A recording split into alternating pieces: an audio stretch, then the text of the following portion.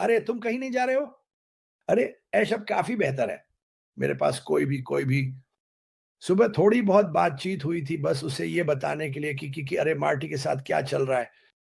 लेकिन मुझे पता है कि वो बहुत व्यस्त है क्योंकि उसने मुझे जवाब नहीं दिया और मुझे पता है कि यही असली बात है। और वो कौन है? ओह! जीन ने अभी कुछ और चेक किया। तो जैसा कि मैंने कहा मेरे घर में बहुत सारी चीज़ें चल रही हैं, काफ़ी व्यस्त माहौल है। ट्रिविया ने मुझे कल रात एक बहुत प्यारा वीडियो भेजा। उन्हें मेरी याद आ रही थी मुझे पता है लेकिन मैं बिस्तर पर था। मुझे लगता है कि मैंने रात के 8:30 बजे तक काम किया, काफ़ी थक गया था, नहाया और फिर सो गया। मैं अभी भी भारत में लोग जो कुछ भी कह रहे हैं, उस पर ध्यान दे रहा हूँ और मैं रवि और उन सभी का धन्यवाद करता हूँ, जिन्होंने कल मेरा संदेश साझा किया। और यह वही है जो उन्होंने मुझे भेजा।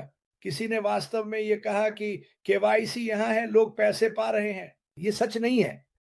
ये बिल्कुल भी सच नहीं है। लोग कह रहे हैं कि लोग अपनी नौकरियाँ छोड़ रहे हैं और जश्न मना रहे हैं। ऐसा मत करो। सुनो, अभी जश्न मनाने का समय नहीं है। कृपया अपनी नौकरी मत छोड़ो। ऐसा मत करो। अभी भी कुछ चीज़ें हैं जिन्हें पहले सुलझाना ज़रूरी है। और फिर से मैं दोहराता हूँ जब ऐश बाहर आकर बात करने के लिए तैयार होंगे, तो वह खुद ऐसा करेंगे। लेकिन भारत कृपया जो भी ये लोग साझा कर रहे हैं उसे साझा मत करो। अगर ऐश ने यह नहीं कहा, अगर मैंने यह नहीं कहा, रेड और मार्टी ने नहीं कहा, तो कृपया उसे बाहर पोस्ट मत करो क्योंकि और मेरे पास भारत में इतने सारे भारतीय हैं, जो बहुत वफ़ादार, खूबसूरत लोग हैं और वे मुझे ये सारी चीज़ें भेजते हैं। क्रिस, वे ऐसा क्यों कह रहे हैं? मुझे नहीं पता, मुझे नहीं पता। काश वे ऐसा करना बंद कर दें। शायद कभी-कभी यही तरीका होता है कि ये चीज़ें कैसे चलती हैं।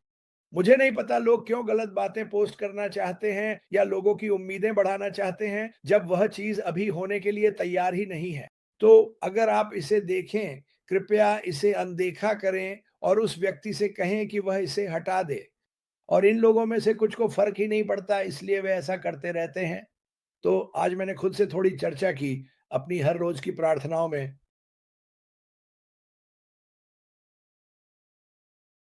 अगर वे गंदे लोग हैं तो उन्हें उसी तालाब में जाने दो अगर आप मेरी बात समझ रहे हैं। गंदे लोग वे होते हैं जो ईमानदार नहीं होते और यह वही बात है जिसके बारे में ऐश मुफारेह ने बात की है। बहुत सारी चीज़ें हैं बाहर लोग हम सचमुच लोगों को इस कंपनी से निकाल कर दूसरी चीज़ें आज़माने के लिए ले जाया गया है और मैं आपको बताना चाहता हूँ, वे काम नहीं कर रही हैं।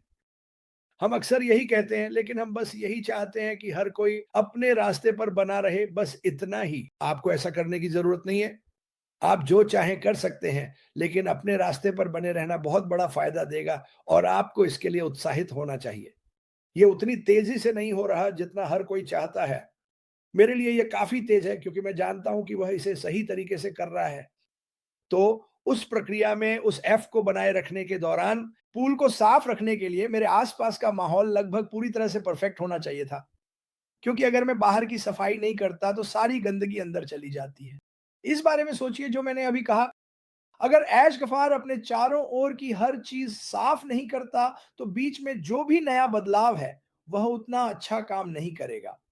तो ये आज सुनने के लिए बहुत-बहुत महत्वपूर्ण बात है।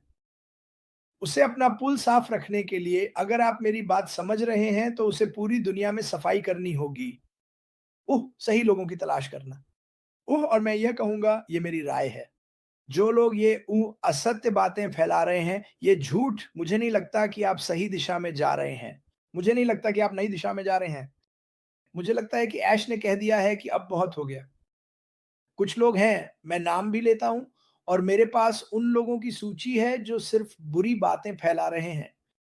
मुझे खेद है।